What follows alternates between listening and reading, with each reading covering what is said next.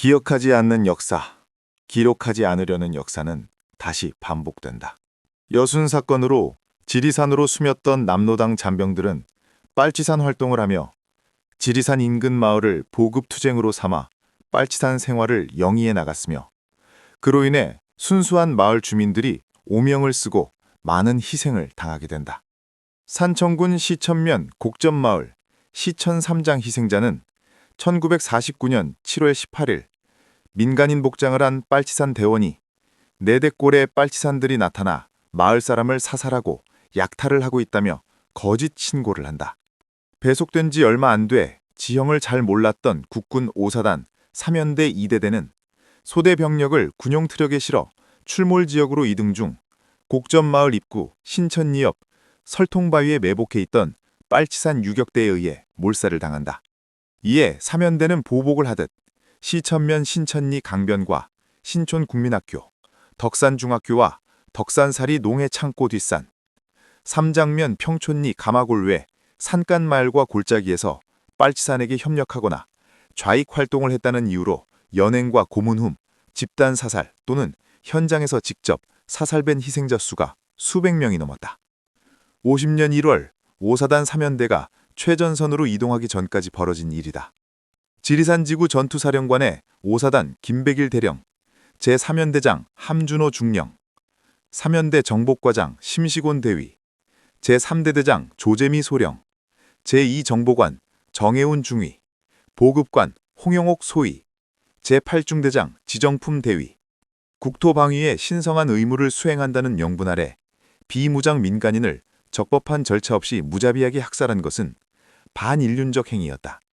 51년 토벌작전 때 산속으로 피신한 마을 주민들은 대부분 노약자나 여자와 어린이였으며 사살되지 않고 생포된 자들은 덕산초등학교에 수용했다가 모두 광주교도소로 수백 명이 보내졌고 절반이 아사하거나 동상, 열병으로 죽게 된다. 금서면 방곡리 산청 함양 사건 추모공원과 거창 신원리 거창 사건 추모공원의 사연은 광복군 출신이었던 최덕신 11사단장은 빨치산 토벌을 전담하게 된다. 중국 국부군답게 손자병법에 견벽 청야 전략을 작전 개념으로 삼아 적이 필요한 인적, 물적 자원을 모두 없애버리는 전술을 펼친다. 1950년에서 51년 동계작전 중 11월 남원군에서 양민을 학살하고 12월은 함평, 1월은 광산, 2월에는 거창, 신원으로 이동한다.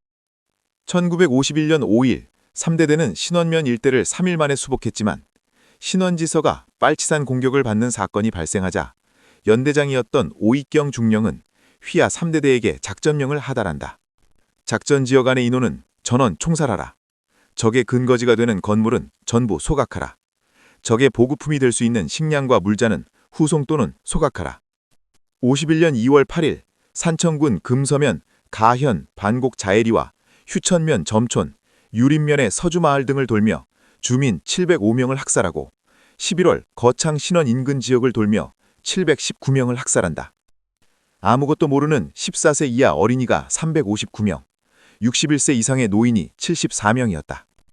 1931년 3월 29일 거창 출신 신중목 국회의원이 문제의 심각성을 인식하고 이승만 대통령에게 진상규명과 국회에 출석할 것을 요구하였으나 대외비로 규명하길 원했다.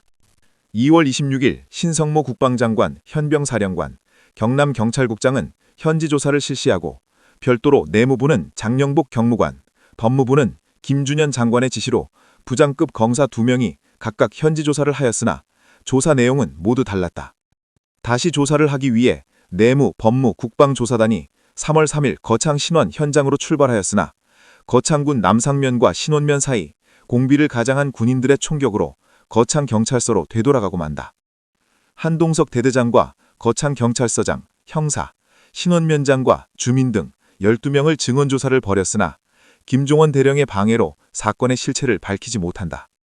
계속된 국회의 압박으로 신성모를 사표 수리하고 5월 7일 이기봉을 국방장관으로 임명, 5월 마진경, 한동석 대대장을 구속하고 관련자들을 징역형을 구형하였으나 이승만은 1년도 되지 않고 모두 특별 사면하고 만다. 현병사령관 최겨력은 학살이 자행된 현장 조사를 통해 얻은 자료를 군 내부 라인으로는 방법이 없어 반이승만 정치가 시민호를 통해 외부에 알리게 된다. 사건을 덮으려던 군의 행위에 파장이 커졌으나 국회에서 긴급조사단을 파견하였으나 계엄사령관인 김종원이 11사단을 빨치산으로 위장시켜 급습하게 하여 발길을 또다시 돌리게 한다. 결국 진상이 공개되어 내무, 법무, 국방 3부 장관은 사임과 국사재판을 받게 되고 경쟁적으로 전공을 쌓아 올리던 그들은 책임을 떠넘기기 급급했다. 사단장 최덕신은 직위 해제되고 연대장 오익경 대령, 대대장 한동석 소령은 살인죄를 적용하여 무기징역을 받게 되고 위장 공비를 꾸며낸 계엄사령관 김종원 대령은 3년형이 선고되었으나 1년 후 이들을 특별 사면하고 김종원 대령은 경찰 간부로 특채되었다. 이후 11사단은 전방으로 보내졌다. 사건 발생 3년이 지난 54년 4월에 유해를 수습하였으나 훼손 상태가 심각해 큰 뼈는 남자, 중간 뼈는 여자, 작은 뼈는 아이로 구분, 화장 후 박산에 매장하였다. 양민들의 생사여탈권을 쥐었던 면장 박영보는 10년 후 4.19 혁명으로 세상이 바뀌자 유족들의 손에 산재로 태워 살해당하고 1년 후 유족들은 5.16 군사정변에 거꾸로 모두 체포되었다. 5.16 군사정변으로 박정희는 명예회복을 주장하는 이들과 유족에게 국가보안법을 구속하고 묘소는 파헤쳐졌으며 위령비는 묻어버려 억울한 죽음들을 또다시 부관 참시하는 황망한 일이 벌어지고 말았다. 한동석은 박정희에 발탁되어 강릉시 5대 시장을 지냈으며 양민 학살자라는 것을 누구도 몰랐었으며 가담자 모두는 호의호식하며 여생을 보낸다. 혼돈과 대립의 전쟁터였던 우리의 현대사. 그로 인해 수많은 백성이 희생되었던 곳이 지리산 아래만은 아니었다. 비록 아프고 시린 역사라 할지라도 기억하고 기록하고 그것이 역사가 되어 더 이상 이 땅에 피 흘리는 반복된 역사는 일어나지 말아야 하며 기억하려 하지 않는 자, 기록하지 않는 자, 외면하는 자는 분연히 일어나 분별하고 가려내어야 하며 올바른 역사관을 후세에 물려줄 수 있도록 다 같이 노력해야 합니다.